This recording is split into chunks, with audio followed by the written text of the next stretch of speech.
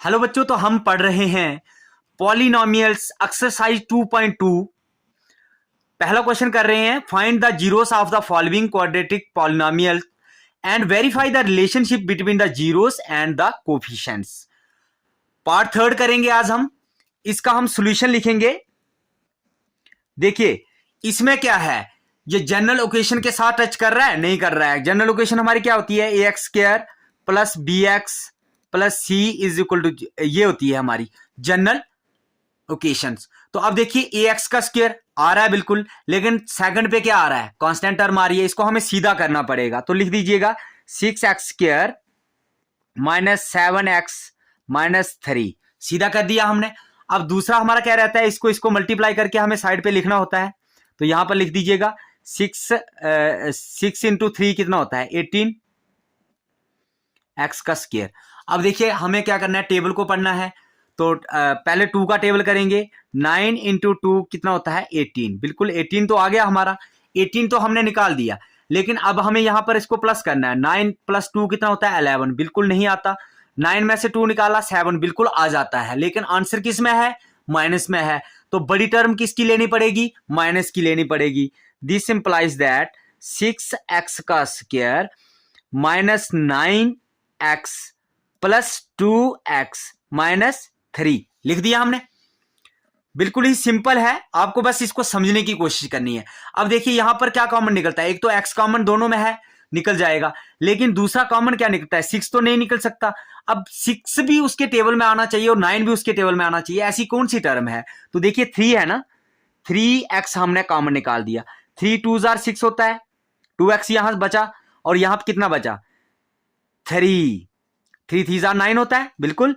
तो यहां पर कुछ भी कॉमन नहीं निकल सकता, तो 1 निकाल देंगे 2x माइनस 3, ठीक है।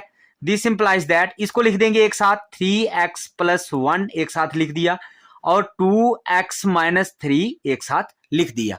अब हम क्या करेंगे लास्ट में, either 3x plus 1 is equal to 0 और 2x minus 3 is equal to 0, ऐसे लिख देंगे।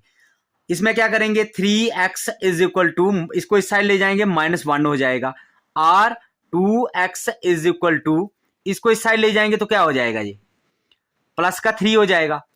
अब देखिए यहां पर x इज इक्वल टू -1/3 आ जाएगा, और x इज इक्वल टू 3, ये इसके साथ में है तो इसके नीचे चला जाएगा, 2 आ जाएगा।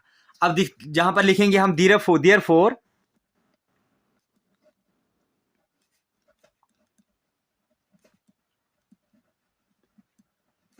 जीरोस आर के आगे हमारे -1/3 कामा 3/2, ये 2 जीरोस हमारे निकल गए। अब हमें क्या करना होता है, सम ऑफ जीरोस करना है सबसे पहले। सम ऑफ, तो फॉर्मूला होता है coefficient minus coefficient of x बटा कोफिशिएंट ऑफ x स्क्वायर।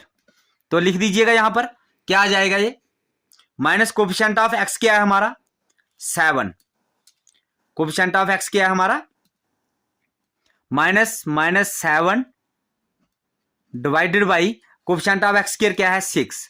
तो ये आंसर क्या आ जाएगा, माइनस प्लस 7/6 आ जाएगा, ठीक है। अब हमें क्या निकालना है दूसरा, इसमें product of 2 zeros, product of zeros. तो निकाल दीजिए, इसका फॉर्मूला होता है कांस्टेंट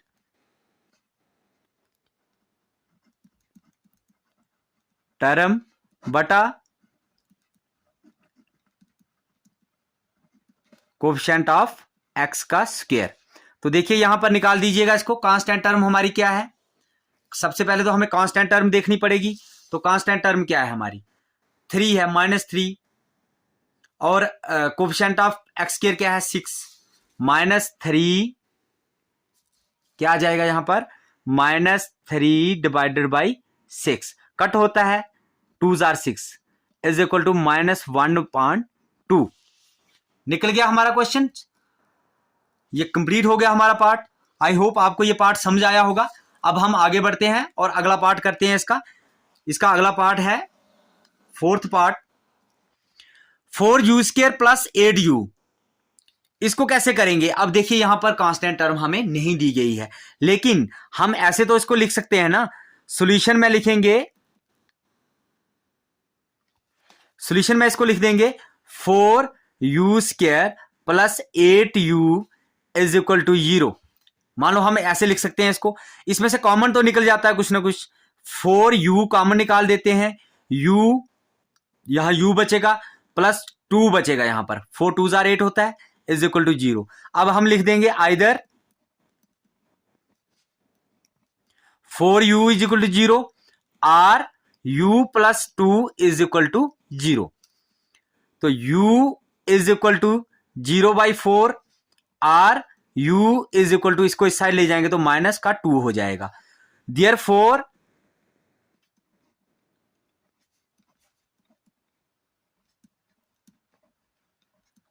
टू जीरोस आर क्या क्या आ गए हमारे, ये तो 0 आ गया, कामा -2 निकल गया 2 जीरोस।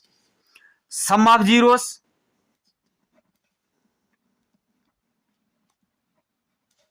सम ऑफ जीरोस क्या होता है, माइनस कोफिशिएंट ऑफ u बटा कोफिशिएंट ऑफ u²। लिख दिया हमने। This implies that minus coefficient of u क्या है, देख लीजिए यहां पर 8 -8 डिवाइडेड बाई u² 4, कट करेंगे 2 जार इज इक्वल टू -2 हमारा आंसर आ जाएगा इसका। तो अब product of 2 zeros,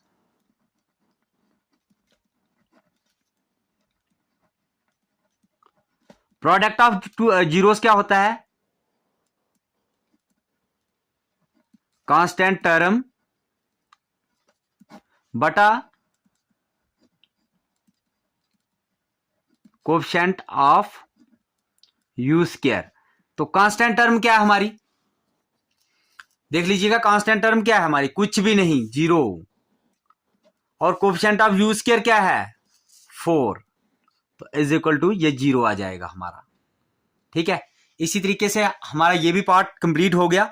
I hope आपको हमारी ये क्लास जरूर पसंद आई होगी। तो वीडियो को लाइक करके हमारे चैनल को सब्सक्राइब कर लीजिएगा, क्योंकि हम बिल्कुल ही इजी और आसान तरीके से आपको मैथ पढ़ाने वाले हैं। हम आपको मिलते हैं अगले क्वेश्चन में। Bye bye, take care students.